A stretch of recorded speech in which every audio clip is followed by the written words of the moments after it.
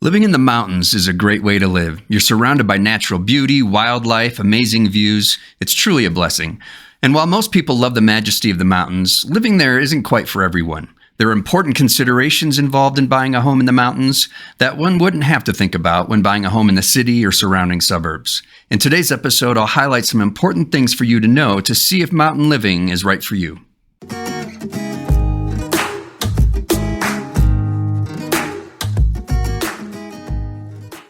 Hi, everyone. Welcome to Real Estate on the Front Range, my weekly podcast where I cover all things real estate here on the Front Range of Northern Colorado.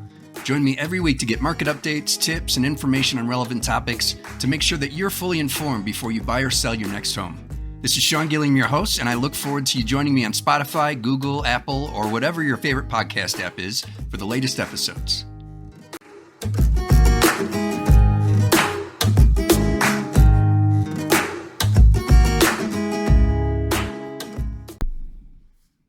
All right, welcome back. Thanks for staying tuned.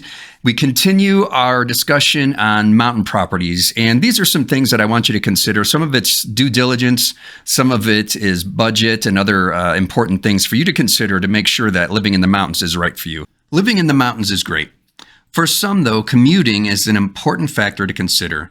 It takes a little bit longer to get everywhere, so you'll want to assess the drive to work, medical care, nightlife, kids' activities, family, etc.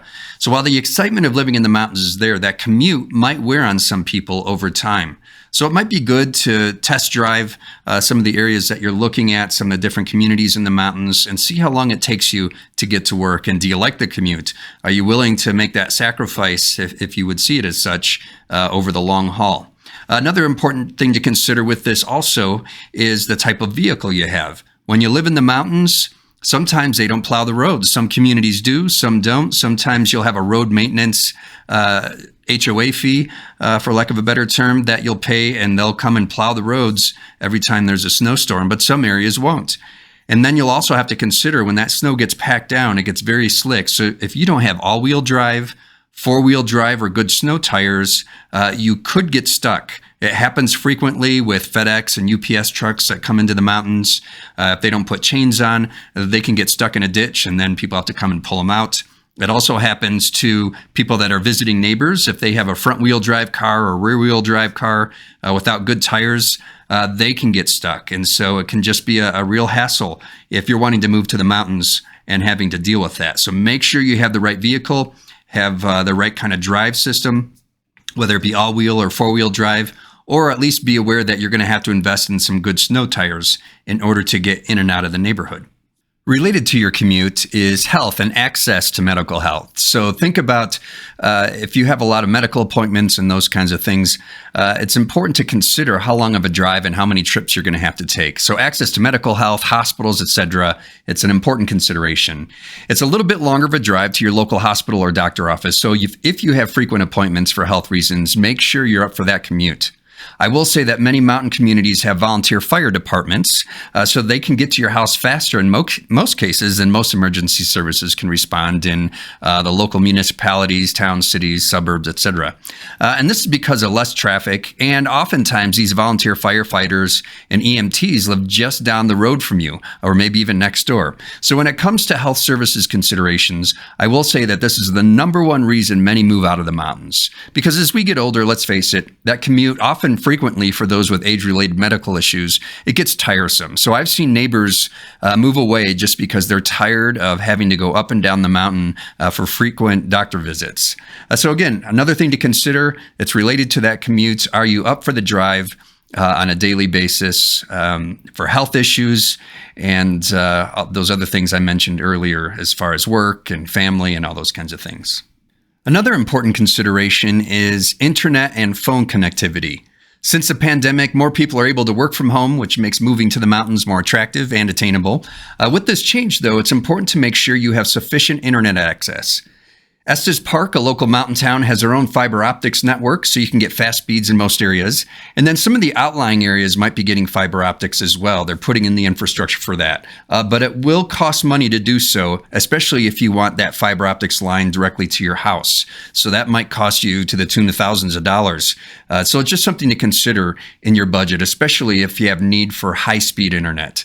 You can get some packages here for 10 megabytes per second, even up to 20, 25 megabytes per second. And that's good for most of us, but you might need something faster than that. So 50 or 100 megabytes per second. If that's the case, you're going to want to do that due diligence up front to make sure that that's capable in that area, or if it's going to be something that's available in the near future. There's also point-to-point systems like Rise Broadband. Some of the concerns with those, they're inconsistent at times. Another similar company, XBAR 7, that's right here in the Front Range in the Greater Lyons area, they do point-to-point, but they service their equipment consistently so that the connection is good and consistent. So it's a bit more expensive or more costly to get faster internet packages with some of these companies, so be prepared to budget that in. The nice thing is once you get a good internet connection established, you can get one of those Verizon boosters, or different cell phone companies make boosters, so that it's connected to your internet so that you can use your cell phone and make calls from within and around your house. So that way you're able to use your phone, you've got good internet, and you can keep in touch with your office, family, and everybody else that's not in the mountains.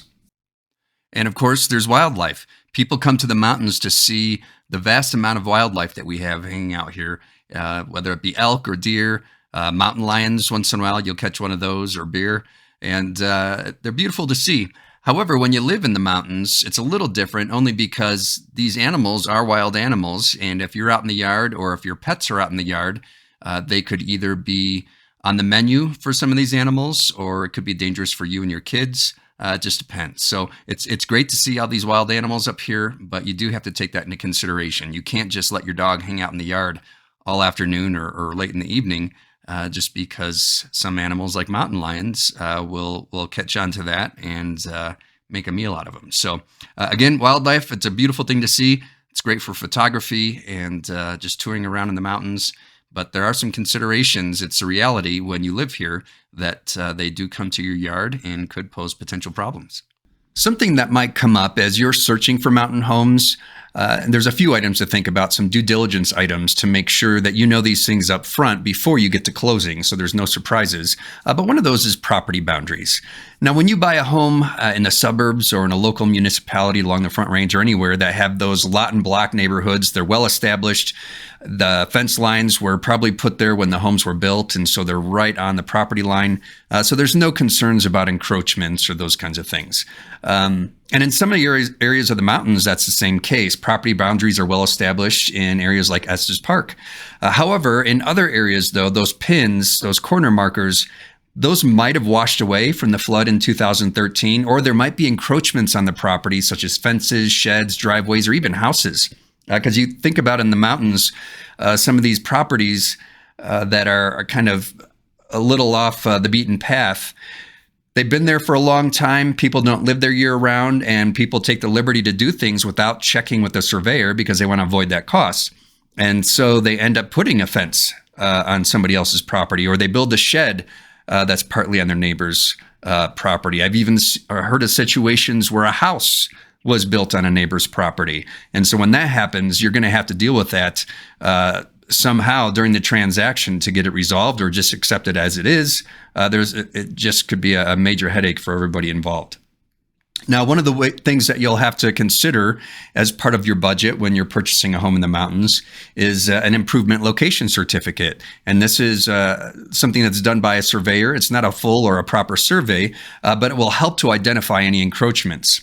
And in my experience lately, title companies are requiring those improvement location certificates to ensure that there are no encroachments before they will provide title insurance for the property, especially as it regards encroachments on your land.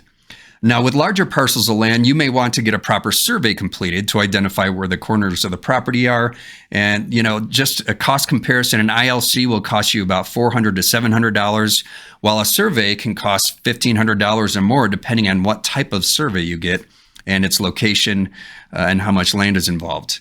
So you'll have to make sure to allow time for these to be completed and analyzed, and have money in your budget up front for these types of expenses. So that's just one of those considerations that you're going to have for mountain properties, especially with the larger properties that are a little bit off the beaten path. So another thing to consider is septic systems.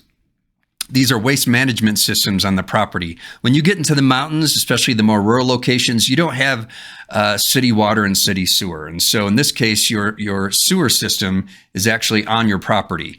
And your waste goes out to a tank and then filters out there into a leach field where it slowly percolates down into the water table. By that time, it's clean. Now, important things to consider are that the system is in good working order. And you'll determine this with an inspection. Now, Boulder and Larimer counties have a system for transferring ownership that requires a septic system to be in good working order. Who pays for any repairs needed will be determined in how you write the contract. Now, these can be costly, so if a seller isn't willing to pay for repairs, you might not want to proceed with the transaction because a new septic system can cost you $30,000, just as an example. Another consideration for septic systems is the permit. First, you want to make sure it is properly permitted. Secondly, how many bedrooms is the system designed for? I've seen 4-bedroom houses with a 3-bedroom permit. Now, if you plan to build an addition or add bedrooms, you'll need to improve the septic system to be in compliance. Again, installing new septic systems or expanding them can be very expensive. One property that I was assisting a client with, they had the right size tank for multiple bedrooms, but the permit was only for 2 bedrooms. And so what needed to happen was for the leach field to be expanded to allow for a 3 or a 4-bedroom home. Well, they got an estimate up front before we went to closing to see how much that would cost. And a local contractor told them it could cost them upwards of $60,000 to do so. And that was partly because of the location and how much granite there was in the ground. And so they would have to do blasting. There was just a lot of excavation work that would be involved. So if you're not willing to incur that cost, it's good to know that up front so that you can either terminate on that or accept it as is. So yeah, another thing to consider is just those septic systems that are typical of most mountain properties. Another thing to consider is your source of water. Down in the suburbs or in local municipalities, you don't even think about that. It's just provided by the city or a local water district, and there's really nothing to think about. But what is the source of water for the mountain property? Does it have a well? Is there a water district that provides your water? In some cases, there are those in the mountains. In most cases, you'll likely have restrictions on water usage, especially related to a well or a water district. And by that, I mean most sources of water in the mountains only allow for domestic use, whether a well or a water district. That means you can't water your plants, wash your car, or use the water for other outdoor uses. There are other options for outdoor use of water. Some people have water hauled to their home and stored in cisterns so they can water their plants, etc. Some live along one of the rivers that come out of the mountains and might have water shares or the ability to lease water shares. I live along the Little Thompson River, and each year I have the option to pay a nominal fee to draw water from the river. Others might have actual water shares, but make sure you read the fine print. One property I investigated for a client had a time-limited lease on water shares that expired in 20 years without the opportunity to renew. Now, you think about that, well, 20 years is a ways out, but that will have a significant impact on the value of that property and usage for that property once that lease expires. And think if you're trying to sell it under that time limit, other buyers, if they do their due diligence, are going to find that out and might think the property isn't so attractive. So again, good things to consider. Do your due diligence up front so that you don't have any surprises after you get to closing. Lastly, another thing to consider is the cost of fueling your home. Typically in the mountains, it's propane. Most mountain properties rely on propane for gas service to the house. Propane fuels your furnace, your boiler, your gas fireplace, stoves, just like natural gas does in local cities or municipalities. A key difference is cost. Propane tends to be more expensive than natural gas and requires a propane truck to come to your house and make sure you have enough fuel to heat your home. Unlike in a town or a city where there is a nonstop supply of natural gas to your home, propane, your tank can run out. So you have to monitor it. And especially if you know of a big snowstorm coming or a cold spell, you want to make sure that you have enough propane in your tank so that you can last that storm that's coming. And that's, again, something you have to think about that you don't have to think about if you live down in the suburbs.